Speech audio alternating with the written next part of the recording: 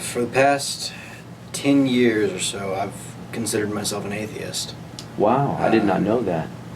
Yeah, I was very adamant that there was no God of any sort. That all changed sometime between February and June of this year. I really couldn't put an exact date on it. But on February 14th, I attempted suicide by method of prescription overdose. How does a young man who grew up in church suddenly find himself in a I mean, 10 years, how old are you now? 22. So, 12. You're saying that when you were 12 years old, you came to the place where you thought there can't possibly be a God. What led you to that? From little Brennan in Sunday school, I've heard stories, to a 12-year-old young man. What brought about that? From about probably 12 to 14, it was more just a rebellion thing. Yeah. Rebelling against my parents, not wanting to go to church because that's what they wanted me to do. Yeah, Like most kids that age, they want to rebel. But as I started researching stuff online, it just started making more and more sense, and I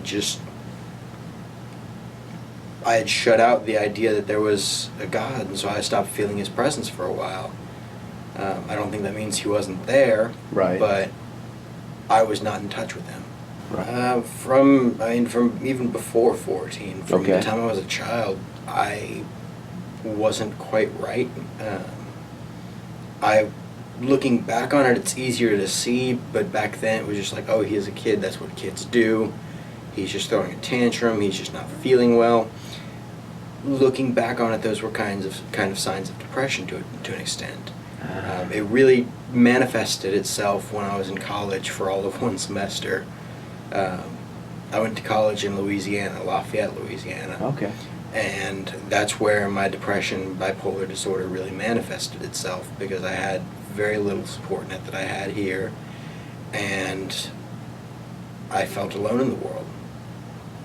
And I think part of that was because I was an atheist, part of that was because of the bipolar disorder. I didn't have anyone to go to in my private time when I was feeling dark and depressed and down. And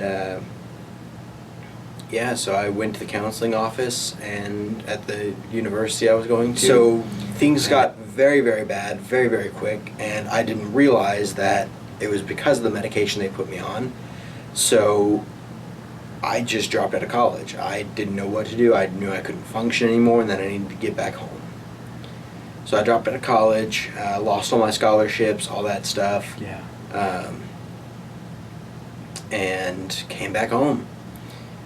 And mid-December of 2015, I moved up to Austin. Okay.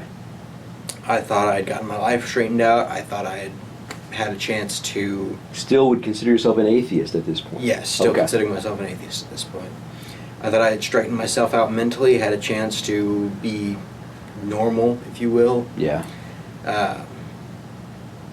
And wanted to get out of my parents' house and live on my own. So I moved in with some friends that I kind of half knew. I knew one of them for a few years while I worked at my first job.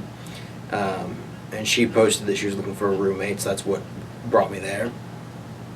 So I moved in with them, and I lived there for probably a month and a half just working this job, and I considered myself very happy, but it was in Austin, and as somebody who has had a history with abusing drugs, I very quickly found the drug scene in Austin, got into a wide variety of drugs, found some very heavy prescription medications, prescription painkillers, and I took some recreationally, and after everything was said and done, I couldn't stop thinking, that this wouldn't be such a bad way to go. I'd thought about killing myself for a long time. I'd attempted to kill myself before. So I took a bunch more of the prescription painkillers and a sleep aid that I'd been prescribed and just tried to overdose. I was on my floor for somewhere in the neighborhood of 13 hours before I was found. Yeah. And I chalk up the fact that I was found at all to a God thing. I chalk a lot of things up to God things now. even when I woke up in the hospital, though, I was still very bitter and resentful that I was still alive. I was not. Because not only were you still alive, not only did the suicide attempt not work, but laying on that floor for so long created some very real physical hardships that you're still you're going to be trying to overcome for a long time, possibly the rest of your life. Yeah. Yeah. So. But I will say that at the time, it was more just the fact that I was alive than anything else. Oh. The realization that I would be fighting these physical disabilities, I guess, didn't hit me until much later. So I was in the hospital from about February 15th was the day I was admitted, all the way up to, I think, early June. Yeah. I don't quite remember. It was either late May or early June. And yeah, I came to Christ in the hospital. I know. It was a hard thing to admit, and it's still a hard thing for me. I mean, you spend a decade believing something to have your views radically changed like that in a matter of just a few short months. It's hard. I still struggle with it. That little voice inside still tries to tell me that, God doesn't love you. Nobody loves you. Mm-hmm. But every time I come to church, I see that not only does God love me, but there's a lot of people out there that love me. I would not trade this for anything, because there are a lot of people who don't speak up about their depression, about their wanting to attempt suicide, because they don't think there's anyone else out there that knows what they're going through. I have the scars. I have the story. I know what they're going through. Maybe not exactly, but I know what it's like to be in that deep, dark hole and feel all alone. Yeah. So, if I can share my story with just one person and help them through what they're going through and help bring them to Christ through that, help show them the love that somebody else has for them. Amen.